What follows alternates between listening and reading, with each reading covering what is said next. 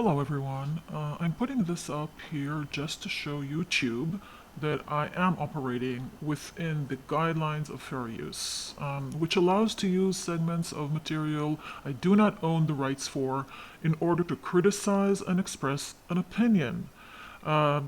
Just as any democratic, free speech supporting platform would do. I'm not going to make any money out of this, and everything I upload here will be for the sole purpose of reviewing, critique, and expressing opinions about what's going on and what went on the fully. So this video is going to be about the most recent video that the Foolies have uploaded, and it is the revealing of the children's new rooms or cells. I call them cells because they're far too small to be called a room.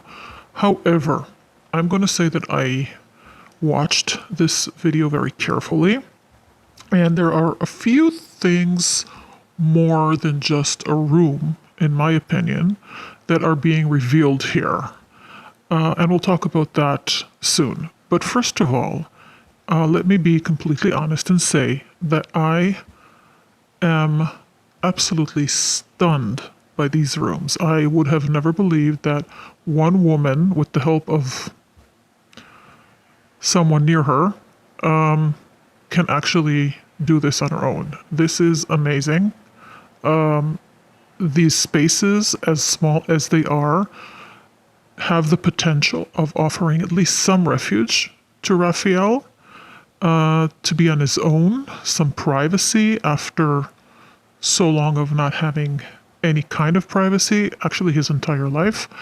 And also for the girl to learn what it means to be entertaining herself and not asking for attention all the time.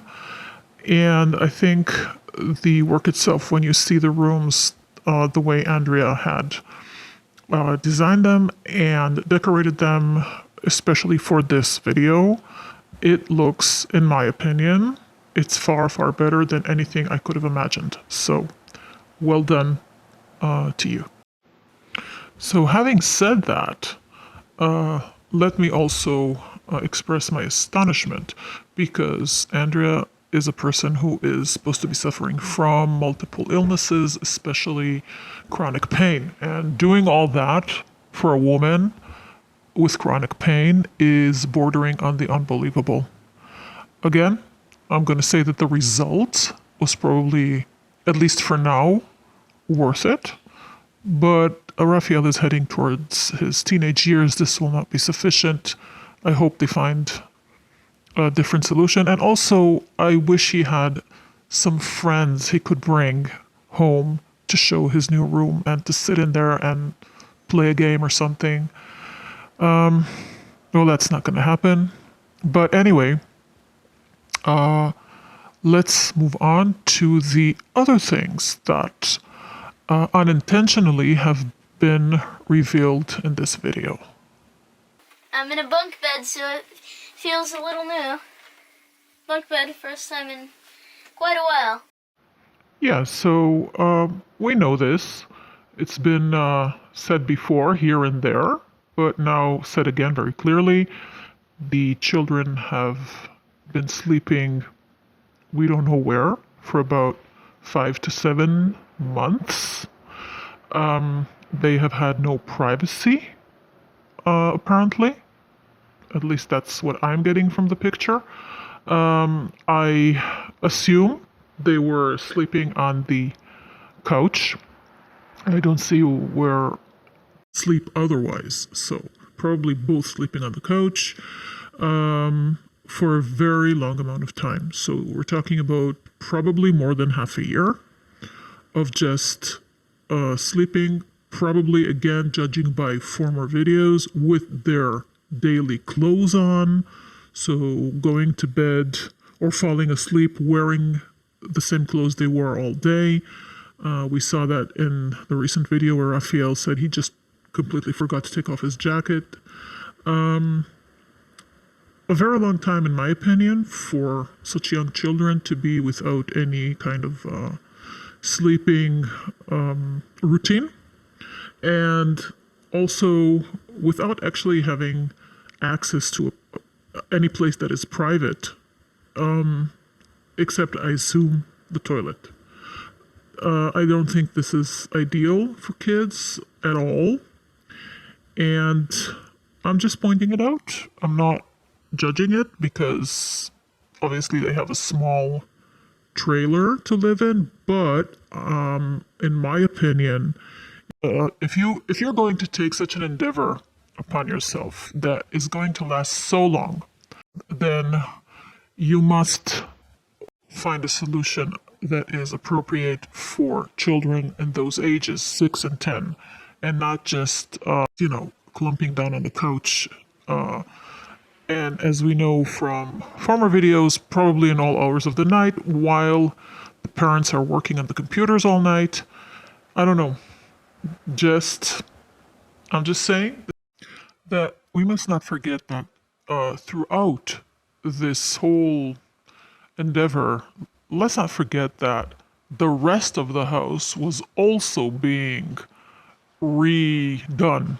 So the kitchen was being redone and the bathroom was being redone, and it was, Andrea kept saying that she has so many multiple projects going on. So it's not only that the kids, again, this is my assumption, maybe I'm completely wrong, but if we go by the timeline, then it seems like not only did the kids have no bedroom to sleep in, or even bed to sleep in, the rest of the house was in chaos entirely. So they were like living in this construction site all over the place for 6 to 7 months. I don't know. It seems to me that that is more or less a timeline. And if I'm right, then we have to take into consideration that they also never leave the house. So they don't have any relief from this situation. They're not going into any kind of social situation. There's no schools, there's no after school activities, there's no friends, there's no playing with friends, parks or whatever. There's nothing. So that is it. Living on a construction site, sleeping with your clothes on a couch that everybody sits on all day, and having no relief from that. So at least that's the picture that I'm seeing. Maybe 5. You're gonna be excited to go to bed tonight, though, yeah? Yeah. Yeah. More excited than usual. Yeah, usually I'm just so unexcited. And if you didn't, then let me enlighten you. Many people, including myself and people that on the bakery, have noticed that Abigail has those black and blue marks again on one of her cheeks. Now, this is something that needs to be brought up, and I really don't know how this flies under the radar and has been doing so for such a long time. This child has had reoccurring bruises on her cheeks since she was a toddler. And I made a video about how Andrea tries to hide that from the viewers, but also from her mother. So there's a video where her mother visits her and she says, "Oh, Abigail," she says it very clearly so we can all understand, "Abigail fell through the screen door, and that's how she got these 2 bruises on the same place, both cheeks." And that, to me, was a red light. So I went to check it out, and I found that a lot of videos have these same bruises on both cheeks. To me, privately, my opinion, it seems like bruises that may be a result of somebody pressing her cheeks in with too much force. And I believe that is the probably reason for these bruises. But she has some on her arms as well that reoccur, and she once had a black and blue eye. That was found during a video that was actually The video excluded her completely until the last few seconds, which was very, very out of character at the time. And only in the last few seconds she came into frame, and you could see that very clearly. Her demeanor was different as well. So to me, that is the fact that she is 6 years old and we still see this. It's not a good sign. It needs to be brought to your attention as viewers. And if you have any other explanation, good for you. Let's hear it. But in any case, not a good sign. Got your cat night light? I can have my lamp on whenever I want. Yes. There's Minecraft figures over there for whenever I want. Yes. And all of your like. It really touches my deep emotions when I see Raphael so happy to have, at last, at the age of 10 years old, some privacy. That feeling that he can turn on a light whenever he wants. The feeling that he can play with his Legos whenever he wants. We tend to think that that is something that is so obvious for kids today. But here we see that it's not. It's not. He had to share every single thing with his very demanding sister. And he never really got, as far as I could perceive, the support from his parents to have his own world, to have boundaries, to have his own little kingdom of himself. He always had to share or give away or somehow to obey the capricious needs and wants and jealousy of his little sister.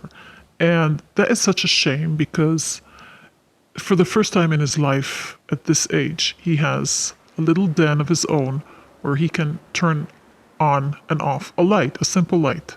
And that feels like freedom for him. So I am so happy for him. I'm really happy. And as tiny as this little cell is, as, maybe it doesn't have very good ventilation, I don't know. But it doesn't matter. As long as they really will promise and also fulfill their promise to not let anyone open the door so he can have some privacy, that would be a wonderful step forward for him.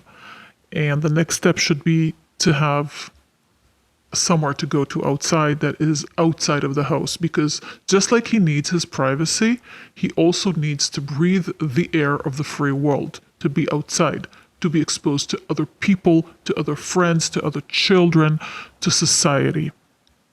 It's both sides of one issue here. The finding who you are. It could be when you're alone, but at the same time it has to be also when you are in society. And that is really what I wish for him. So another thing he says is that now when he is sad, he can come here and close the door and be on his own, which again shows us that this child had no freedom to express or no way and nowhere to go when he felt the need to be alone, to dwell on his sadness or his inner feelings, whatever they may be. And now he has that. And so 10 years of his life, he didn't. And think about all the other things that he is still entitled to have as a 10-year-old child and still doesn't. And all of them have to do with him having his freedom to explore himself, his personality, who he is. It's just so sad.